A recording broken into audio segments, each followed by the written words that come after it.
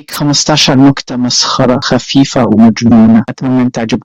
مرة واحد شاف أعمى بيجري ورا دجاجة، قالوا إيه ده أنت عرفت تمشي؟ قالوا دي دجاجة بالزفرة يا أخي. في واحد راح لطبيب الأسنان، الطبيب قال له أسنانك سليمة، رد عليه بس أنا مو جاي أبيعها ثلاثة. واحد دخل محل ملابس قال للبائع عندك تيشيرت يضحكني بس عندي مراية. مرة واحد راح يشتغل في محل كهربائيات، في أول يوم شاف الزبون يبكي، قالوا ما تبكيش إن شاء الله الكهرباء ترجع قريب. في واحد غبي راح للبنك، قال له ممكن حساب وديعة؟ قال له الموظف طبعا، كم تودع؟ رد عليه أودعك بسلامة. مرة واحد مسافر، خويه قال له وصلك السيل؟ قال له لا بس وصلتني رسالة. لا تنسوا الإعجاب والاشتراك بالقناة. واحد اشترى ثلاجة جديدة، كتب عليها رجاء عدم فتح الباب لأنها صايمة فمي. مرة واحد راح للبحر رمى شبكة، الشبكة طلعت تقول له كل هذا علشاني. واحد كسلان جدا دخل محل البيتزا، قال للبائع ممكن بيتزا مقطع 6 قطع؟ البائع على خفف لك، قال له لا خليها 12 عشان ما اشبعش بسرعة. واحد سأل صاحبه ايه أسخف شيء ممكن يحصل لواحد؟ قال له انه يلاقي طابور ولما يوصل لدوره يكتشف انه ناسي يقف.